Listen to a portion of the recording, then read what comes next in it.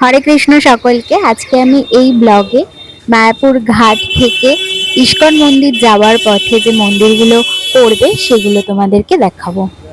ভিডিওটি যারা নতুন দেখছো তারা অবশ্যই চ্যানেলটিকে সাবস্ক্রাইব করে দিও আর পাশে থাকা বেল আইকনটি অন করে দিও, যাতে যখনই আমি ভিডিও আপলোড করি নোটিফিকেশন তোমাদের কাছে খুব তাড়াতাড়ি পৌঁছে যায়। আমরা চলে এসেছি শ্রী গৌরাঙ্গ গৌড়ীয় মঠে। এখানে ঘর ভাড়াও পাওয়া যায়, তোমরা চাইলে এখানে দেওয়ার নাম্বারে যোগাযোগ করে নিতে পারো। এটি শুধুমাত্র একটি মঠই নয়, শ্রী চৈতন্য মহাপ্রভুর ভক্তি আন্দোলনের এক জীবন্ত ঐতিহ্য। শ্রী গোপীনাথ গৌড়ীয় মঠে এখন মন্দির বন্ধ রয়েছে। এই মুহূর্তে আমরা চলে এসেছি শ্রীকৃষ্ণ চৈতন্য মঠে। চলো মঠের ভিতরে প্রবেশ করা যাক। এই মঠটি মায়াপুর ধামের অন্যতম প্রাচীন ও ঐতিহাসিক বৈষ্ণব মঠ। এখানে কিন্তু থাকার ব্যবস্থাও রয়েছে, তোমরা চাইলে এখানে এসে থাকতেও পারো। এখানেই একসময় শ্রী চৈতন্য মহাপ্রভুর পিতা শ্রী জগন্নাথ মিশ্রের ভিটা ছিল। শাস্ত্রে বলা রয়েছে জগন্নাথ মিশ্র ছিলেন গুণে ধনী, ধনে নয়। শ্রীমদ্ ভগবত পুরাণে লেখা কিছু ঘটনা এই মঠের দেওয়ালে খুব সুন্দরভাবে ফুটিয়ে তোলা হয়েছে। অজামিলের নারায়ণ শরণ, অজামিল উদ্ধার, দুর্বাসার ক্রোধ এবং দর্পচূর্ণ, জড়ভরতের মহিমা, গোদাস, গজেন্দ্র মুখ্যন, এগুলো খুবই সুন্দর, কিন্তু যত্নের অভাব রয়েছে এখানে। বিকাশুর বধ, দেবগণের দর্পচূর্ণ, ধনসম্পদ থাকিলে ধনসম্পদ না থাকিলে, হিরণ্যকশিপুর স্তম্ভভঙ্গ, হিরণ্যকশিপু বধ, কলি ও পরীক্ষিত মহারাজ, অবৈধ স্ত্রী সঙ্গের ফল, মদ্যপানের ফল, পশু হত্যার ফল, জুয়া খেলার ফল, মহাপ্রভুর আবির্ভাব। এর ভিতরেই দেখো রঙের কৌটোগুলোকে রেখে দিয়েছে। এই দেখো মহাপ্রভুর অন্নপ্রাশন, খুব সুন্দর। কিন্তু অপুর সর্পধারণ লীলা, তৈথিল বিপ্রকে অষ্টভুজ দর্শন, মহাপ্রভুর বর্জ্য হাড়ির উপর বেশন, শ্রীধরের প্রতি মহাপ্রভুর কৃপা,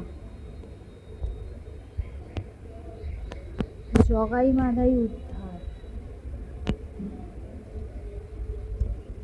মহাপ্রভুর জগন্নাথ দর্শন, রামানন্দ মিলন,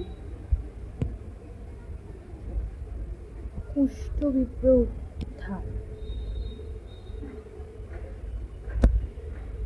ঝাড়িখণ্ডের পথে মহাকৃষ্ণের জন্ম,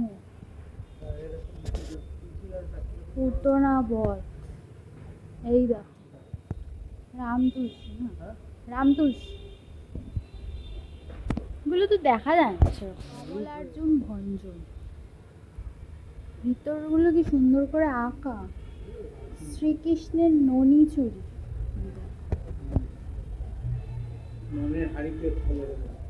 ব্রহ্মার দর্পচূড়,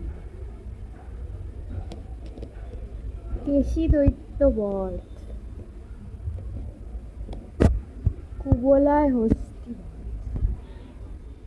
এখানে এসে আমার বেশ ভালো লাগছে, জঙ্গলটা ভালো লাগে, শুটিং এর জন্য ভালো।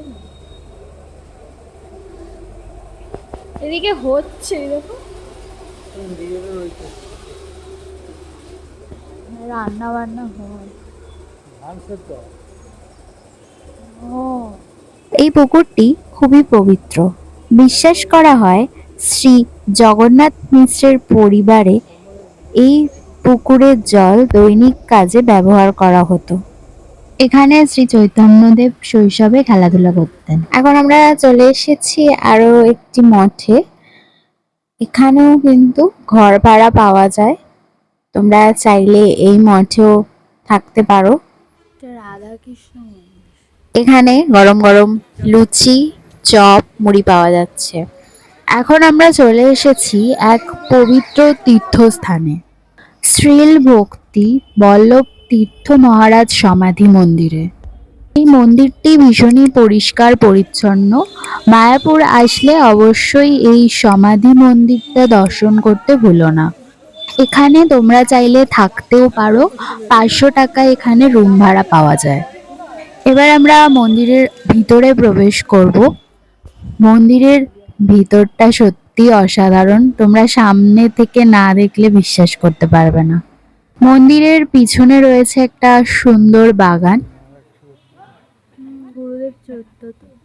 এখানে শ্রীল ভক্তি বল্লভ তীর্থ মহারাজের সমাধি অবস্থিত। এখানে নাম সংকীর্তন হয়। মা এই পেনগুলো নিয়েছে বাচ্চাদেরকে দেওয়ার জন্য।